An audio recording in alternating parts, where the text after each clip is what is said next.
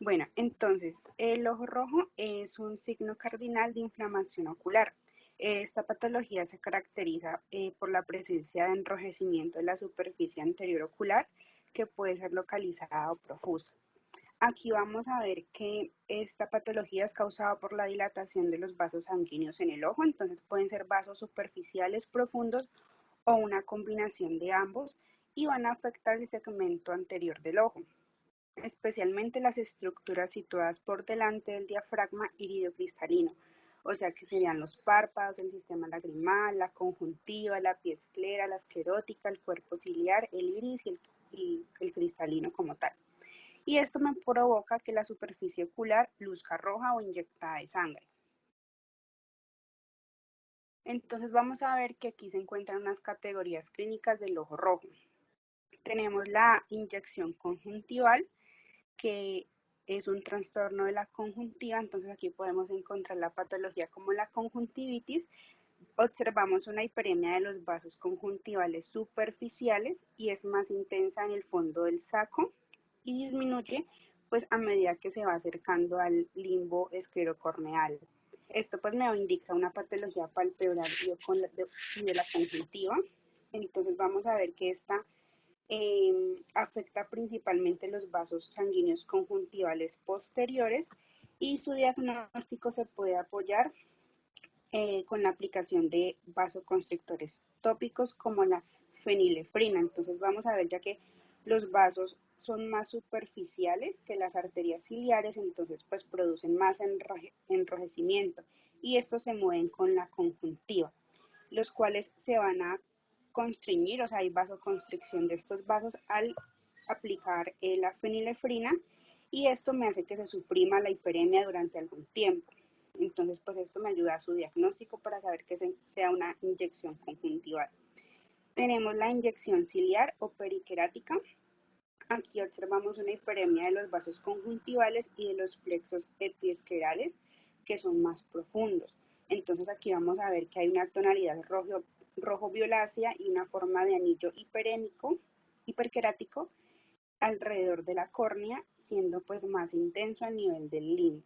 Esto se va a relacionar pues con una afectación de la córnea, el iris o el cuerpo ciliar y su diagnóstico se basa en la instalación tópica de un colirio vasoconstrictor, el cual no me va a actuar sobre los vasos profundos, entonces vamos a ver que no se produce como tal la vasoconstricción y permanece la hiperemia del círculo querático.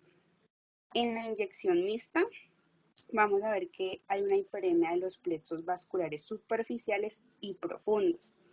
Vamos a tener una tonalidad rojo vinosa y es una patología que se produce pues en el segmento anterior y lo más característico puede ser el glaucoma agudo y también tenemos ulceraciones corneales. Aquí vamos a ver que si al aplicar un colirio vasoconstrictor solo se va a atenuar la hiperemia de los vasos superficiales, pero como esta es mixta, también va a tener la misma coloración rojiza por la afectación de los vasos más profundos. Y tenemos la equimosis conjuntival, también llamada hiposfagma, que es una colección hemática subconjuntival producida por la rotura vascular de los plexos de la superficie anterior. Esta se va a ver como una mancha rojo vinosa, lo cual me oculta las estructuras que se encuentran por debajo o subyacentes. Bueno, y tenemos la clasificación clínica en ojo rojo doloroso y ojo rojo no doloroso. Entonces, para hablar del ojo rojo doloroso, vamos a ver que hay un dolor ocular en el área de la lesión y este puede irradiarse a la zona periorbitaria, pues que corresponde al área de inervación sensitiva del nervio oftálmico. Entonces vamos a ver las características dolor ocular más disminución de la agudeza visual, lo que vamos a tener que es una patología más severa. Entonces patologías como patologías inflamatorias infecciosas, hipertensión ocular aguda como el glaucoma agudo y una patología traumática. Y tenemos el ojo rojo no doloroso, que hay presencia de picor, ardor, escozor, sensación de un cuerpo extraño no asociado, y no se encuentra asociado con la disminución de la agudeza visual. aquí vamos a tener patologías originadas en la región palpebral como blefaritis y en la región conjuntival como hiposfagma y conjuntivitis. Bueno, entonces para hablar del ojo rojo no doloroso empezamos con la patología palpebral, con la blefaritis, que este es un grupo de enfermedades caracterizadas por la inflamación del borde libre del párpado y cursa con hiperemia y engrosamiento cutáneo. Esta es una de las causas más frecuentes de inflamación ocular externa y aquí se va a clasificar en dos tipos, una blefaritis idiopática y una blefaritis específica. Entonces, como observamos en la imagen, hay un enrojecimiento del párpado, puede ser debido a una infección bacteriana y observamos descamación de la piel. Entonces, en la blefaritis idiopática, aquí vamos a observar que se presenta frecuentemente en la población, su etiopatogenia es plurifactorial, compleja e intervienen los factores constitucionales y ambientales. Constitucionales como características de la secreción, también pues si hay atopia o hipersensibilidad retardada a los componentes o toxinas de las bacterias y ambientales como polución ambiental, higiene individual y agentes microbianos. Entonces aquí tenemos dos tipos, una blefaritis anterior y una blefaritis posterior. La blefaritis anterior afecta la base de las pestañas con implicación de los folículos y de las glándulas sebáceas anteriores, que serían las glándulas de Moll y 6. Entonces, aquí en la imagen, estas serían las glándulas, ese sería una blefaritis anterior del componente anterior. Tenemos aquí que también puede ser infecciosa o estafilocóxica, entonces principalmente es por estafilococo aureus o epidermidis y también por el estreptococo, cándidas, ácaros como Demophex folliculorum. Y su origen es un mecanismo de hipersensibilidad a los antígenos, toxinas o enzimas estafilocóxicas. Y tenemos una blefaritis anterior seborreica, que hay una disfunción de las glándulas sebáceas y su etiología es la levadura Pityrius ovale, que está pues implicado en la seborrea. Y como tal en la blefaritis posterior vamos a ver una disfunción de las glándulas de meibomio, que serían las glándulas sebáceas posteriores, las que se ven aquí en color morado, que sería esta parte sería la posterior. Y hay un aumento y un espesamiento de la secreción de dichas glándulas, entonces vamos a observar hiperemia, congestión, aumento del espesor del párpado alrededor de las glándulas y también es generado por la levadura Pityrius ovale. Entonces, como la clínica, vamos a observar que el cuadro clínico puede ser bilateral, su evolución es crónico recurrente y puede estar precipitado pues, por factores intrínsecos tipo somáticos. Los síntomas pueden ser asintomática o sintomática. Cuando ya se encuentra sintomática y crónica, entonces vamos a ver que es intenso el síntoma al despertar matutino, con prurito, escozor y dolor. Y también se asocia a la tríada del segmento anterior, que sería lagrimeo, fotofobia y blefaroespasmos. Los signos, entonces tenemos que en el borde palpebral encontramos eritema, descamaciones, telangiectasias, en disfunción de las glándulas vamos a ver orificios dilatados, estenosados, secreción espumosa, complicaciones como orzuelos, chalación y en las pestañas escamas duras fibrinosas que me forman un collarete en la base de las pestañas. Y cuando vemos secreciones o seborreicas, vamos a ver que se forma una caspa adherida a las pestañas que puede ser seca, escamosa o grasa y amarillenta. Entonces, como complicaciones, el orzuelo y chalación, conjuntivitis crónica papilar o folicular, una queratitis epitelial puntiforme y úlceras marginales catarrales. Su diagnóstico es clínico y el tratamiento se basa específicamente en higiene palpebral y lágrimas artificiales. Esta como tal es una enfermedad crónica que persiste pues durante toda la vida, pero pues tiene este tratamiento que se debe aconsejar a todos los pacientes para poder tener una mejor calidad de vida. Y en la blefaritis específicas, entonces aquí vamos a ver que es un proceso inflamatorio del margen palpebral que corresponde a un agente infeccioso específico. Entonces tenemos una blefaritis angular, una blefaritis marginal por herpes simplex y una blefaritis parasitaria. En la angular, su etiología va a ser por Moraxella lacunata y la clínica va a ser una blefaroconjuntivitis unilateral. Observamos inflamación de la piel del canto palpebral externo o interno puede ser macerado, húmedo, incluso ulcerado y se puede asociar a una conjuntivitis folicular crónica. Su diagnóstico es clínico y también se puede hacer un diagnóstico etiológico con un frotis del exudado que me puede mostrar diplococos gram negativos y un infiltrado celular de tipo mixto o polimorfo nuclear. El tratamiento es higiene, antibióticos tópicos en formas de colirios y pomadas y es sensible a aminoglucósidos, que eso sería gentamicina y tobramicina. Como pueden observar en la imagen, así se vería la clínica de la blefaritis angular. En la blefaritis marginal por herpes simple, entonces es por el herpes tipo 1 y tipo 2. Hay una blefaroconjuntivitis vesículo-ulcerativa, hay erupción vesicular sobre la base eritematosa del borde palpeoral. Este me puede evolucionar a úlceras y cuando cicatriza pues no deja secuelas. Su diagnóstico es clínico y también se puede realizar un frotis del exudado que me va a mostrar células multinucleadas con inclusiones intracelulares, eosinofilas. Y el tratamiento es aciclovir tópico 5 veces al día, higiene y lavado con suero fisiológico isotónico cada vez que se hacen las curaciones.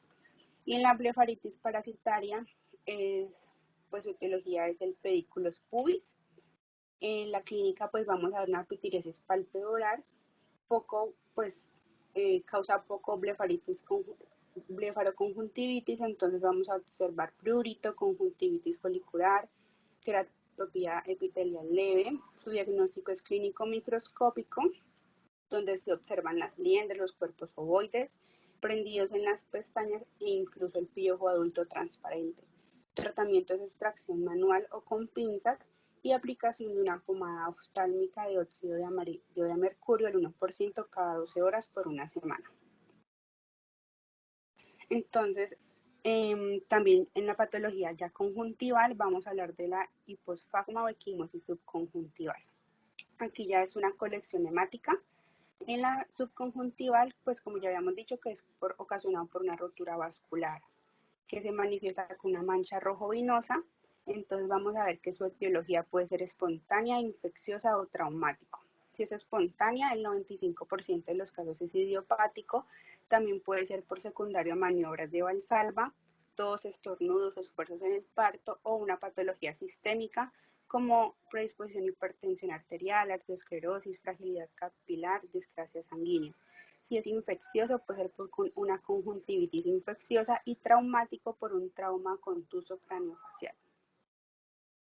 En la clínica, entonces, vamos a ver que es asintomático, indoloro, no afecta la visión y si esta colección sanguínea es elevada, pues ahí sí vamos a tener una sensación de cuerpo extraño. En los signos, una mancha rojo vinosa subconjuntival que es característico, es plana, uniforme y no sobrepasa el limbo esclerocorneal. Su diagnóstico es clínico y si hay una equimosis subconjuntival a repeticiones, ya se recomienda realizar unas pruebas de coagulación y glicemia y control de la tensión arterial. El tratamiento pues se tiene de hacer una resolución espontánea, se pueden mandar lágrimas artificiales y su pronóstico es favorable y se debe hacer una exploración oftalmológica pues para descartar las lesiones oculares. Ya hablando de la conjuntivitis, entonces ya este es un proceso inflamatorio de la conjuntiva, donde vamos a encontrar que hay una conjuntivitis infecciosa y una conjuntivitis no infecciosa. Esta hace parte de una de las inflamaciones oculares externas más frecuentes y si llega a afectar la superficie corneal ya hablamos de una queratoconjuntivitis.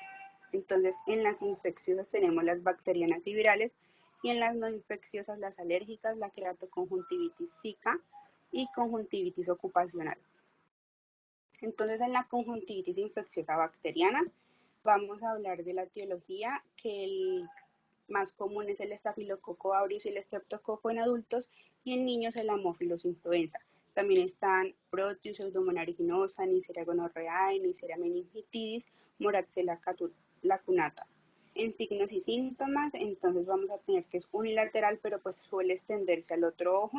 Hay edema palpebral leve, hay secreción mucopurulenta, equimosis subconjuntival y la tríada conjuntival, que es ardor, prurito y sensación de cuerpo extraño. El diagnóstico es clínico y se pueden hacer pruebas de laboratorio como tinciones de Gram, Yensa y cultivos. El tratamiento es higiene. un colirio antibiótico con una asociación de amplio espectro como aminoglucósidos quinolonas y se da vía tópica cada 3 horas durante el día y una aplicación de pomada en la noche. La pomada oftálmica es de eritromicina de 5 miligramos gramo y se aplica 4 veces al día durante 5 a 7 días. Y los colirios pueden ser de polimixina B o moxifloxacina. En la conjuntivitis viral, entonces los virus de etiología van a ser adenovirus, herpes, coxsackie, molusco contagioso, enterovirus. Los síntomas, pues hay una secreción serosa o serofibrinosa, equimosis conjuntival puntiforme, puede haber una hipertrofia folicular, o sea que los folículos en el tarso y folículos del tarso y el fornis, membranas o pseudomembranas, pueden aparecer una adenopatía dolorosa periauricular y debe estar precedido de unos síntomas como malestar general, cefalea, fiebre, infecciones del tracto respiratorio superior. También se observa secreción acuosa y párpados enrojecidos y eritematosos. El diagnóstico es clínico y su tratamiento es la higiene, lágrimas artificiales sin conservantes o pomadas, compresas frías sobre los ojos, antihistamínicos en colirios o corticoides de uso tópico. Y en la conjuntivitis ya alérgica, su etiología pues es aguda, es estacional, también es crónica, debe haber precedente de una historia familiar o personal de atopía y respuesta a alérgenos ambientales. Vamos a ver que esta puede ser bilateral y simétrica con una sintomatología de baja intensidad, prurito, con sensación de cuerpo extraño en algunas ocasiones y la triada sintomática del segmento anterior, que sería lagrimeo, fotofobia, blefaroespasmo, secreción conjuntival, el edema, quimosis conjuntival y hiperplasia papilar. El diagnóstico es clínico, se puede hacer un frotis conjuntival, serología, pruebas de alergia y vamos a ver que en un cultivo va a salir negativo. El tratamiento son las higienes y medidas generales. En medidas generales es colocarse compresas frías e irrigación ocular pues con lágrimas artificiales.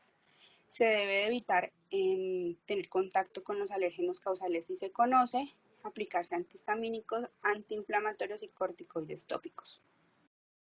Entonces aquí podemos observar una tabla donde se comparan los 3 tipos de conjuntivitis pues para verificar si se presentan o no los signos y síntomas.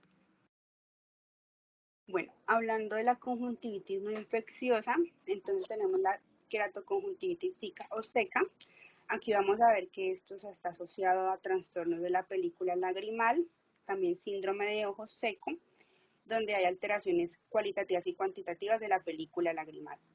Los síntomas, hay sensación de cuerpo extraño, picor, escozor, sensación de sequedad ocular conforme va avanzando el día y puede haber presencia de dolor, lo cual ya esto me indica que hay una afectación corneal. Su diagnóstico es clínico y se hace un examen oftalmológico y el tratamiento es higiene y lágrimas artificiales pues para mantener húmedo la superficie ocular. Y tenemos la conjuntivitis ocupacional. Aquí vamos a ver que hay una irritación ocular pues, por factores ambientales o en el entorno laboral, por polución ambiental, aire acondicionado, la calefacción, que haya unos defectos refractarios no corregidos en el paciente y fijación visual mantenida frente a una pantalla de computador. Los signos y síntomas, hay sensación de cuerpo extraño, lagrimeo, secreción conjuntival, hiperemia conjuntival. El diagnóstico es clínico, se hacen pruebas de laboratorio y pruebas de alergia pues, para descartar las anteriores patologías.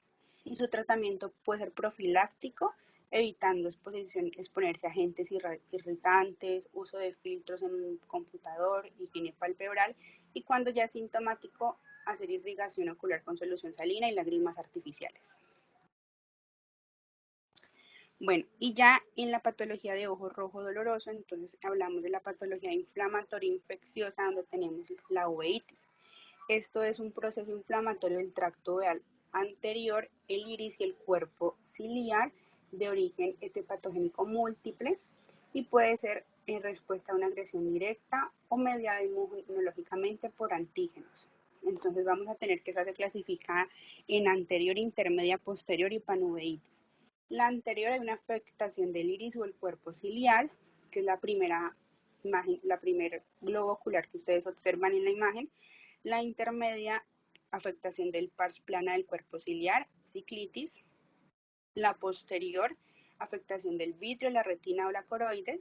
Y la última, ya la panuveitis, donde hay una afectación del tracto uveal de manera global.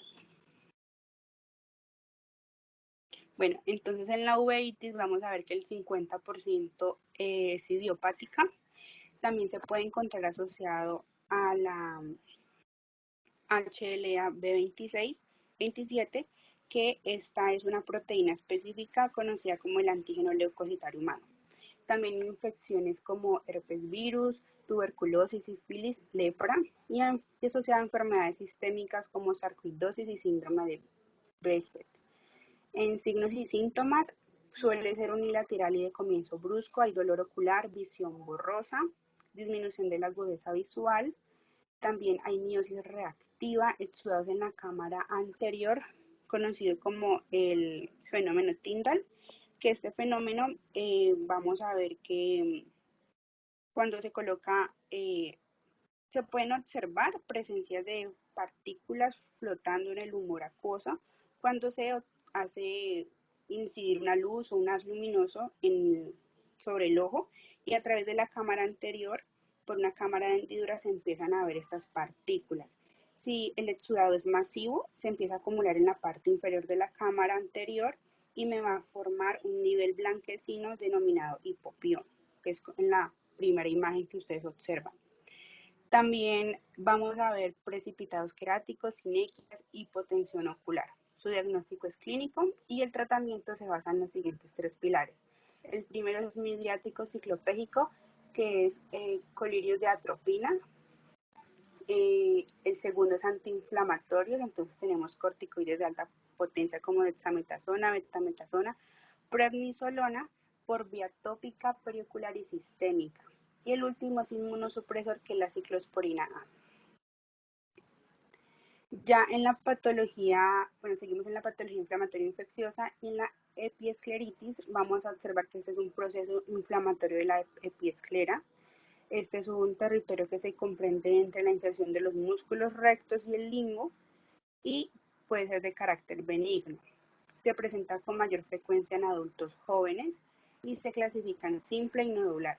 En la simple hay una inflamación y congestión vascular difusa, solamente se afecta un cuadrante ocular, entonces observamos hiperemia sectoral subyacente a la conjuntiva vulvar.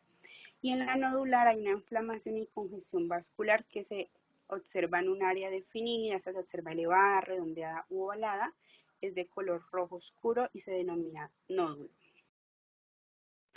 Como etiología, el 70% de los casos es idiopática y se puede asociar a enfermedades sistémicas y procesos infecciosos.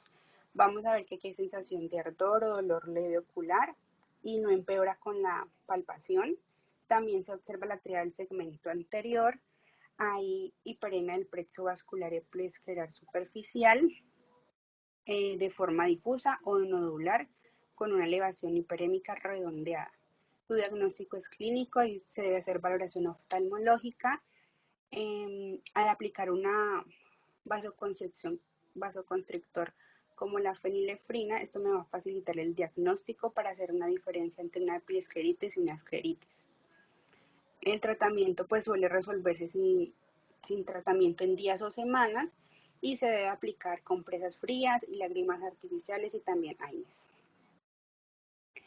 Tenemos la queratitis, que esta es una inflamación de la córnea debido a una respuesta tisular producida tras a una agresión de agentes patógenos externos o también mediada inmunológicamente. Esta se clasifica en una queratitis ulcerativa infecciosa y una queratitis ulcerativa no infecciosa.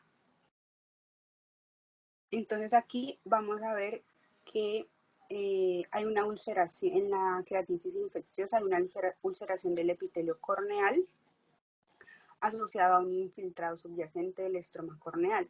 Entonces, pues como etiologías pueden ser bacterias, virus, hongos y parásitos. Entre bacterias tenemos Streptococcus pneumoniae, Staphylococcus aureus, Pseudomonas, virus herpes simples tipo 1 y 2, adenovirus, hongos como Aspergillus, Candida y parásitos como la Cantamoeba. Deben haber unos factores predisponentes como traumatismos mecánicos, quemaduras, causticaciones, el uso de lentes de contacto, que ya haya una patología oftálmica en el paciente como dactiocistitis crónica, una conjuntivitis, una queratoconjuntivitis seca y exposición también tópica a antibióticos, antivirales, corticoides anestésicos. Sus síntomas: hay una disminución de la agudeza visual, hay dolor ocular de intensidad variable, también se presenta la tríada sintomática del segmento anterior, secreción conjuntival, hiperemia ciliar, que es el signo más común de las queratitis. Su diagnóstico es clínico, se hace unas tinciones de Gram y Yensa, su cultivo también microbiológico con un antibiograma pues para dar el tratamiento específico. Entonces el tratamiento pues se hace relacionado con el agente causal. Si hay uso de lentes de contacto se debe suspender el uso, se aplican lágrimas artificiales y en esta patología está contraindicado utilizar colirios anestésicos y oclusión monocular, o sea, tapar el ojo con algún apósito o algún vendaje. Entonces, si hablamos de una patología bacteriana, vamos a observar que el defecto epitelial se ve de forma disiforme con bordes irregulares de localización central con una extensión variable. Entonces vamos a ver que hay unos bordes de aspecto blanquecino por el edema e infiltración del estroma corneal. Puede tener miosis y presencia de un infiltrado inflamatorio en la cámara anterior formando un hipopión. Su tratamiento es el ciclopégico con atropinal 1% pues para prevenir reacción uveal anterior y dar antibiótico bactericida de amplio espectro. Si es micótica, entonces vamos a ver una úlcera de aspecto blanco grisáceo sobrelevada con lesiones satelitales asociadas e hipopión. Su tratamiento es ciclopégico y fármacos antifúngicos. Ya si es herpética, entonces vamos a ver una erupción vesicular que evoluciona hacia una forma de úlcera epitelial y aspecto dendrítico o geográfico en el área central de la córnea, como se observa en la imagen. Y su tratamiento es ciclopégico y pomada de aciclovir. Bueno, entonces ya hablando de la hipertensión ocular, que tenemos el glaucoma agudo, entonces pues ya esta hipertensión ocular es aguda, pues es un cuadro cuando se cursa con un aumento brusco de la presión intraocular, está acompañado de dolor ocular, irradiado y también síntomas vagales. Entonces tenemos disminución de la agudeza visual, visión de halos de colores alrededor de las luces, dolor ocular punzante, perorbitario. También se observa la tríada sintomática del segmento anterior, síntomas vagales, puede haber inyección mixta, edema corneal, también hay abolición del reflejo fotomotor, entonces vamos a ver una midriasis media reflexica y en la cámara anterior observamos pues que esta es estrecha. El diagnóstico es clínico, se debe remitir obligatoriamente a oftalmología y se debe hacer la medición de la presión intraocular mediante el cronómetro de aplanación, o sea que se puede utilizar también los dedos para hacer la medición. Y el tratamiento es un ingreso hospitalario y se deben dar hipotensores oculares tópicos como beta bloqueantes, mióticos y también sistémicos como diuréticos. En la patología traumática, entonces vamos a ver que esta es una de las primeras causas de pérdida anatómica del globo ocular. Aquí vamos a ver disminución de la agudeza visual y las causas más frecuentes pues sean accidentes laborales, accidentes domésticos, actividades de ocio, accidentes de tráfico, deportivos y agresiones. Como etiología, agentes mecánicos serían traumatismos, físicos como térmicos, radioactividad, electricidad, químicos como álcalis, ácidos y corrosivos como gases lacrimógenos y disolventes industriales. Ya aquí vamos a ver que pueden ser estos traumatismos contusos y perforantes. Entonces, en los contusos vamos a ver que puede ser en la región ocular, periauricular o craneal, que me va a provocar una lesión de estructuras del segmento anterior de forma aislada o asociada a lesiones del segmento posterior por efecto indirecto o contragolpe. Y también en los traumatismos perforantes ya vamos a ver que esto es debido a la acción de agentes mecánicos cuando hay una fuerza cinética y estos generalmente son cortopunzantes. Entonces vamos a ver que los cuadros clínicos se pueden observar erosión corneal, cuerpos extraños en la conjuntiva en la córnea, fototraumatismos, causticaciones y también podemos observar una uveitis anterior traumática. Y ya para finalizar esta tabla, pues están todas las patologías y podemos ver si presenta eritema y signos asociados como dolor, disminución de la agudeza visual, el tono ocular, cómo se encuentra y la pupila. Listo.